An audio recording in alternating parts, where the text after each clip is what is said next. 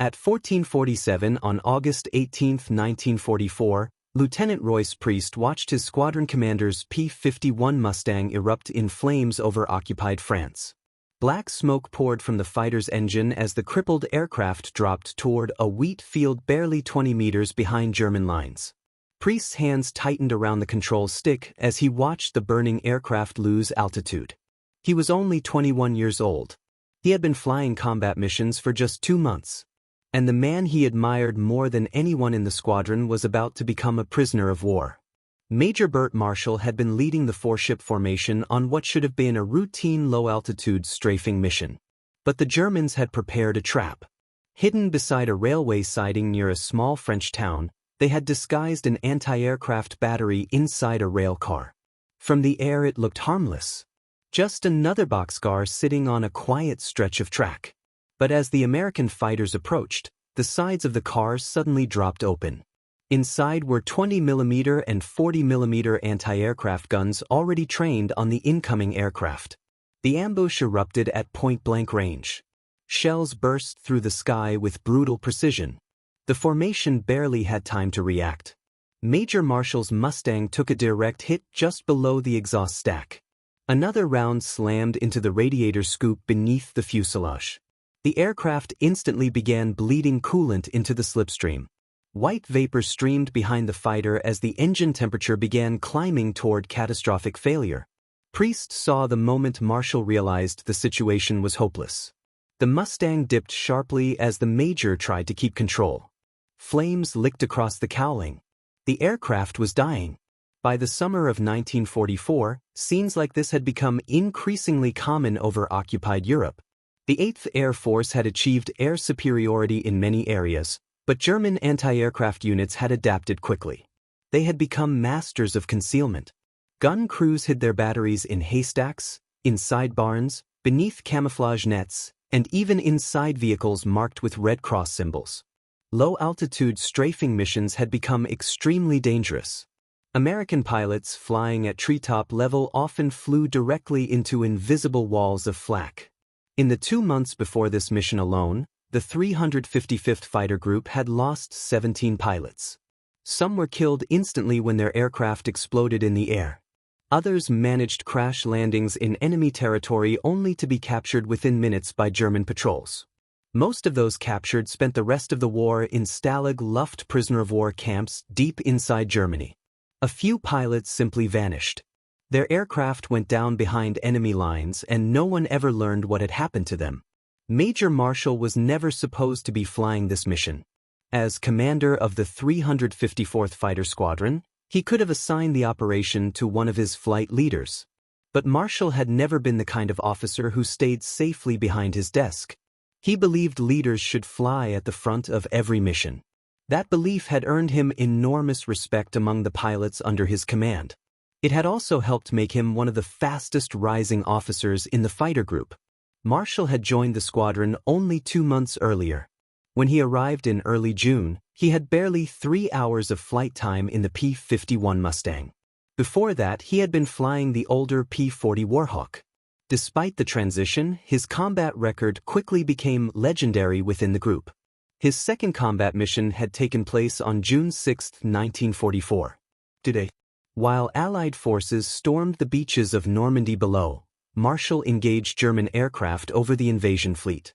During the battle, he shot down a German Ju-87 Stuka dive bomber that had been attempting to attack Allied ships near the beachhead. 2 weeks later, he destroyed 2 Messerschmitt Bf 109 fighters during an escort mission over northern France. By early August, he had accumulated 5 confirmed aerial victories. That made him an ace. And he had achieved it faster than any other pilot in the history of the 355th Fighter Group. His promotions came almost as quickly as his victories. Within days he had moved from pilot to flight leader. 2 weeks later he became the squadron's operations officer. Less than 2 months after arriving, he had been promoted again. Now he commanded the entire squadron. To young pilots like Royce Priest, Marshall represented everything they hoped to become. Priest had grown up hearing stories about Marshall long before the war. In Texas high school football, Marshall had been a 3-time All-State quarterback. At Vanderbilt University, he had earned honorable mention All-American honors. His reputation for leadership had followed him into the Army Air Forces. When Priest learned that he had been assigned to Marshall's squadron, he considered it the greatest stroke of luck in his young career. He studied Marshall's flying style closely. He memorized the maneuvers his commander used during combat missions. He listened carefully whenever Marshall explained tactics during mission briefings. To Priest, Marshall was more than a commanding officer. He was a hero. Now that hero was spiraling toward a crash landing behind enemy lines. The burning Mustang dropped below the treeline and disappeared from view. Priest immediately pushed his fighter into a steep descent. His radio crackled with Marshall's voice. The squadron commander was issuing a direct order. Abort. Return to base. That was standard procedure.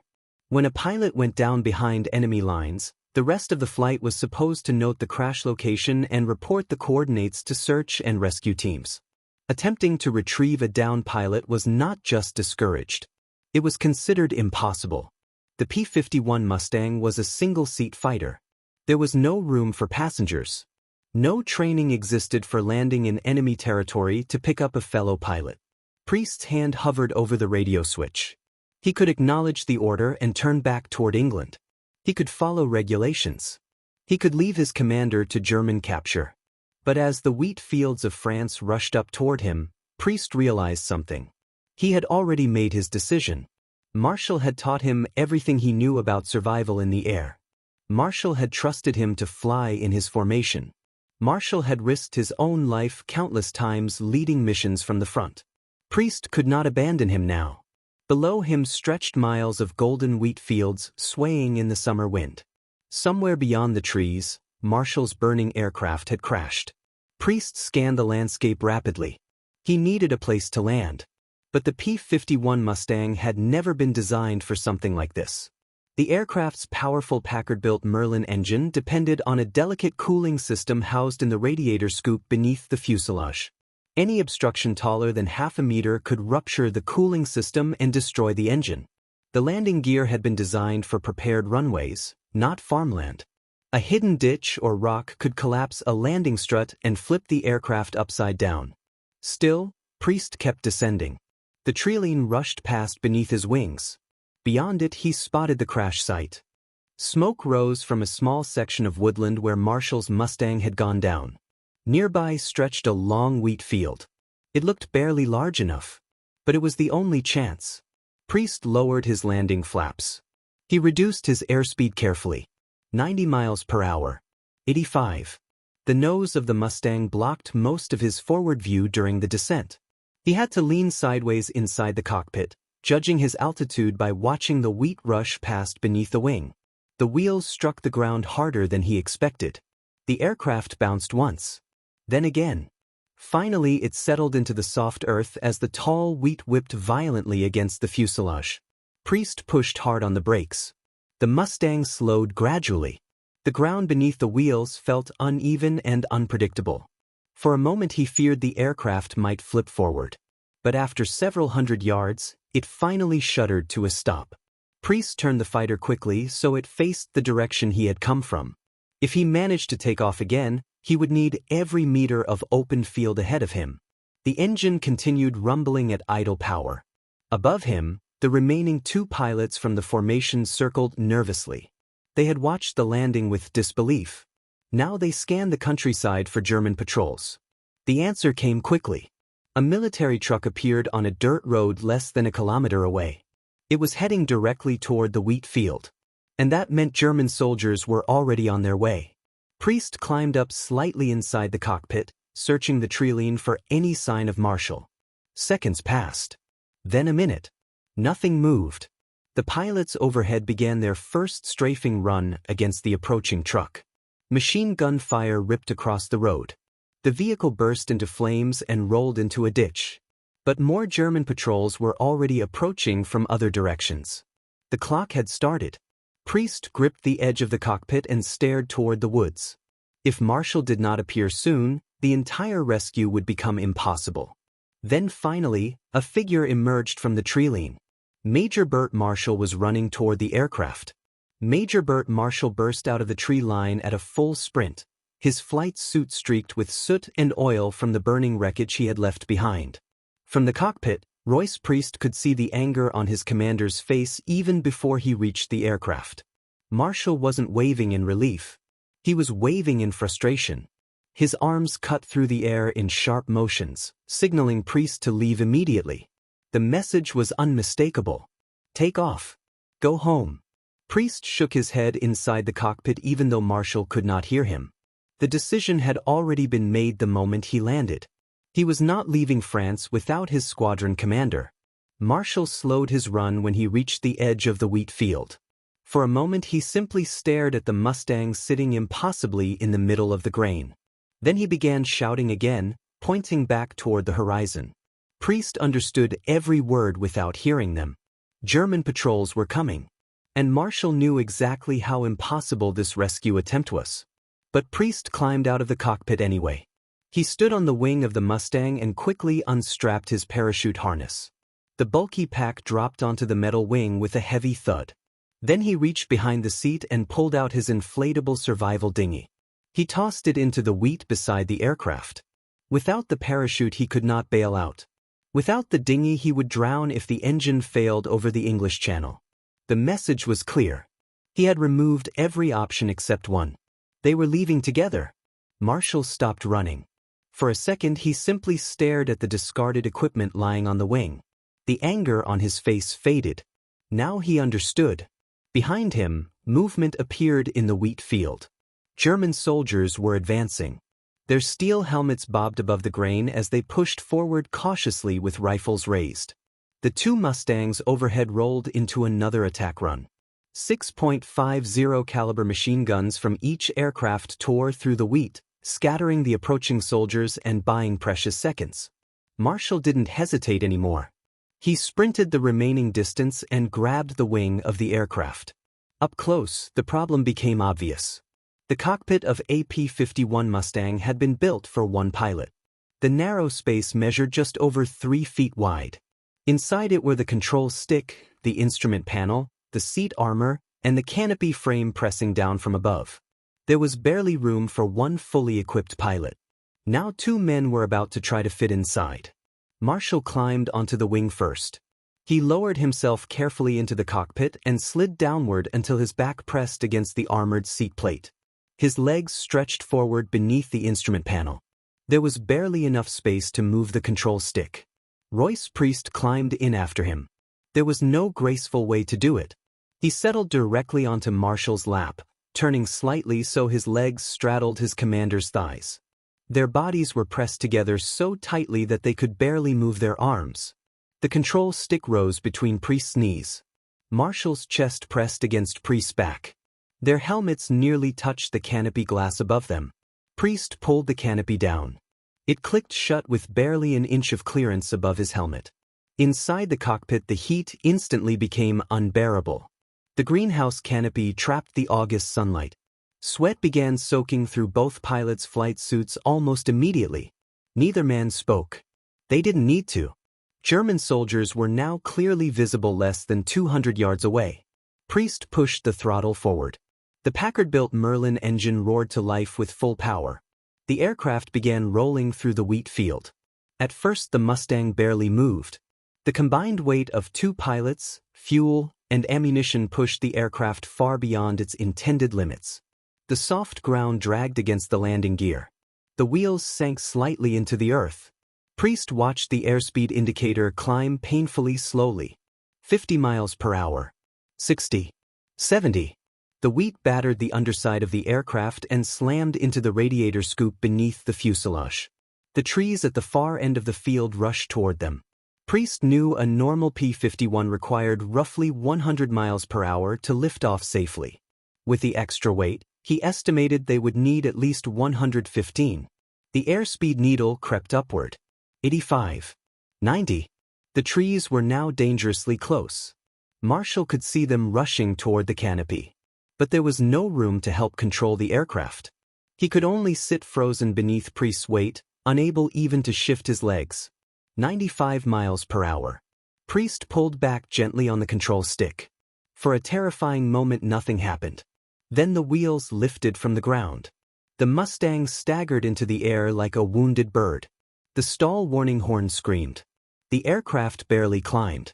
The overloaded P-51 Mustang clawed its way higher above the French countryside, but Royce Priest could already see the first warning signs flashing on the instrument panel. The coolant temperature needle was rising. The Packard-built Merlin engine had been designed to cool efficiently when air flowed smoothly through the radiator scoop beneath the fuselage. But during the violent takeoff through the wheat field, stalks of grain and dirt had likely slammed into the cooling system. Now the engine was struggling to stay alive. Inside the cockpit, the heat was unbearable. With two pilots crammed into a space designed for one, the canopy had become a greenhouse. Sweat ran down Priest's face and into his eyes as he fought to keep the aircraft steady. Behind him, Marshall's breathing was slow and controlled, but the strain was obvious. His legs were completely pinned beneath Priest's weight. After only a few minutes in the cramped cockpit, he could no longer feel them at all. "Engine temp is climbing," Priest muttered. Marshall leaned slightly forward to see the gauges. The needle was edging toward the red line. If the engine overheated, the Merlin would seize within minutes. And if that happened over occupied France, their daring rescue would end exactly where the Germans expected it to. On the ground. Captured. Or worse.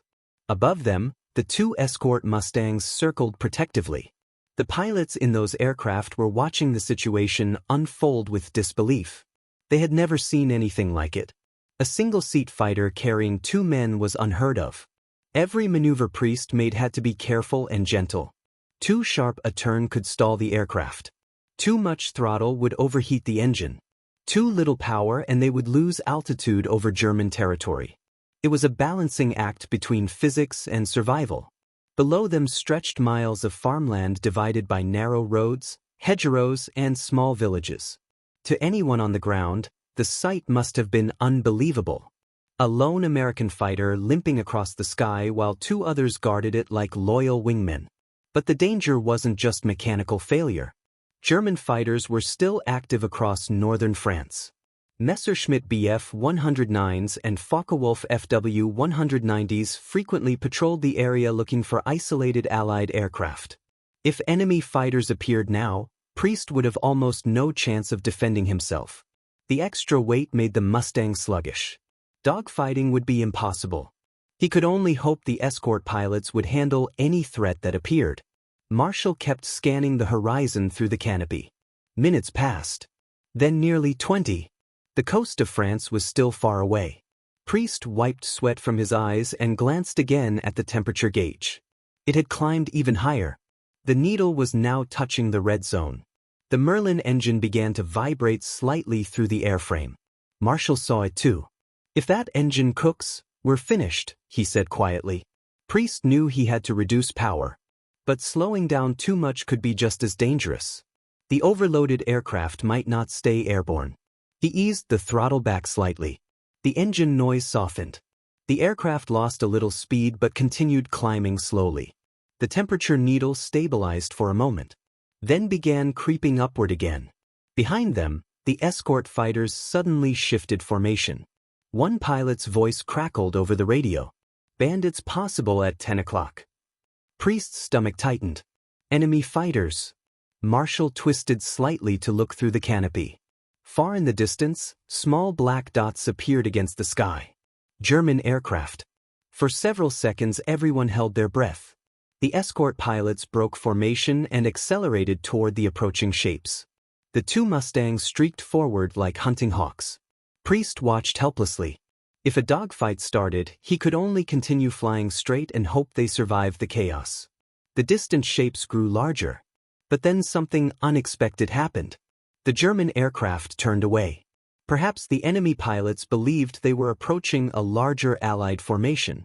Or perhaps they simply chose not to engage.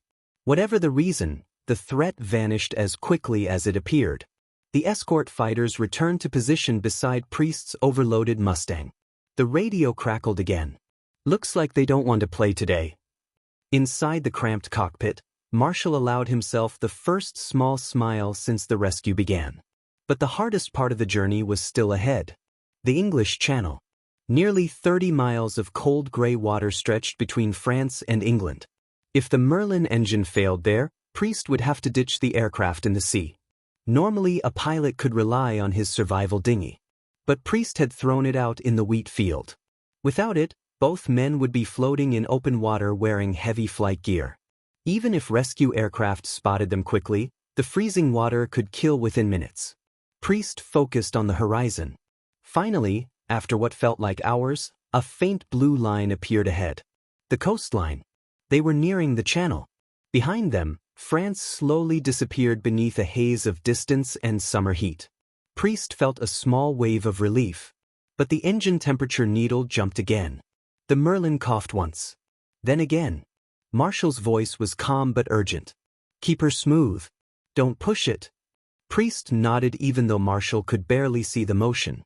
He adjusted the throttle slightly. The engine steadied again. Now the water of the English Channel stretched beneath them like a vast sheet of steel. Every vibration in the aircraft felt magnified. Every sound from the engine made Priest wonder if it was the beginning of the end. Minutes crawled past. The coastline of England finally appeared ahead. Green fields. White cliffs. Inside the cockpit neither man celebrated. They knew the most difficult moment might still be waiting. Landing. The Mustang had been flying overloaded for nearly an hour. The landing gear might not hold the extra weight. If one strut collapsed, the aircraft could flip across the runway. But there was no alternative. Priest lowered the landing gear carefully. The wheels locked into position. Marshall looked ahead through the canopy. An Allied airfield came into view. Emergency vehicles were already lining the runway. Word of the impossible rescue had spread ahead of them. Dozens of mechanics, pilots, and ground crew stood watching as the strange aircraft approached. A single P-51 Mustang carrying 2 men. Something no one had ever seen before. Priest lined up with the runway. The aircraft descended slowly. The wheels touched the ground. For a moment the overloaded fighter bounced once. Then settled onto the runway. The landing gear held. The Mustang rolled to a stop surrounded by stunned airmen rushing toward the aircraft. For several seconds neither Priest nor Marshall moved. They simply sat in the cramped cockpit, exhausted and soaked with sweat. Then the canopy slid open. Fresh air flooded inside. Ground crew stared in disbelief as Marshall slowly climbed out of the cockpit behind Priest. 2 pilots. 1 fighter. And a rescue mission that no one thought was possible. The crowd around the aircraft stood frozen for a moment, trying to process what they were seeing. 2 pilots climbing out of a single-seat P-51 Mustang. Ground crew rushed forward as Royce Priest helped Major Bert Marshall step down from the wing. The moment Marshall tried to stand on his own, his legs collapsed beneath him. They had been pinned motionless in the cramped cockpit for nearly an hour. Circulation had completely stopped. 2 mechanics grabbed him before he hit the ground and lowered him carefully onto the grass beside the runway. Medics arrived seconds later. Priest climbed down more slowly, his legs shaking from exhaustion and adrenaline. The Merlin engine of the Mustang ticked loudly as it cooled, metal contracting after the brutal flight. Every man standing around the aircraft understood what they had just witnessed. No one in the 8th Air Force had ever seen anything like it. 1 pilot landing in enemy territory to rescue another, then taking off again in a single-seat fighter. It sounded impossible. Yet the proof sat right in front of them. The dusty Mustang still carried wheat stalks tangled in the landing gear from the French field where the rescue had taken place. Within hours, the story began spreading across Allied airfields in England. Pilots from neighboring squadrons came just to see the aircraft. They ran their hands along the wings, inspecting the machine that had carried 2 men across occupied France and the English Channel. Some shook their heads in disbelief. Others simply smiled. Among fighter pilots, acts of courage were respected above everything else. And Royce Priest had just performed one of the boldest rescues anyone could remember. But the story didn't end on that runway. Military regulations required a formal investigation whenever a pilot lost an aircraft or violated standard operating procedures. Technically, Priest had broken several rules. He had landed in enemy territory without authorization. He had discarded survival equipment. And he had flown an overloaded fighter in conditions the aircraft was never designed to handle. When officers questioned him later, Priest explained his decision simply. He had seen his squadron commander go down. Leaving him behind had never been an option. The investigation didn't last long. Even the most strict officers in the command structure understood what had happened. Major Marshall himself made sure of it. When asked about the rescue, he told investigators that Priest had shown the exact kind of courage and loyalty every fighter squadron depended on. In combat, pilots trusted each other with their lives. That trust was what kept them flying day after day over enemy territory. Punishing Priest for saving a fellow pilot would have destroyed that spirit instantly. Instead, the daring rescue became one of the most talked about stories in the entire fighter group. Pilots retold the story during briefings and in crowded mess halls late at night. They described the moment Priest had landed in the wheat field. The insane takeoff attempt with 2 men squeezed inside the Mustang. The desperate flight back across France while the engine overheated. Each time the story was told, it sounded even more unbelievable. Yet every detail was true. For Bert Marshall, the rescue meant something even more important. Had Priest not landed in that field, Marshall would have spent the rest of the war in a German prisoner-of-war camp. Thousands of Allied airmen experienced exactly that fate. Stalag Luft camps across Germany were filled with captured pilots who had been shot down during missions over Europe.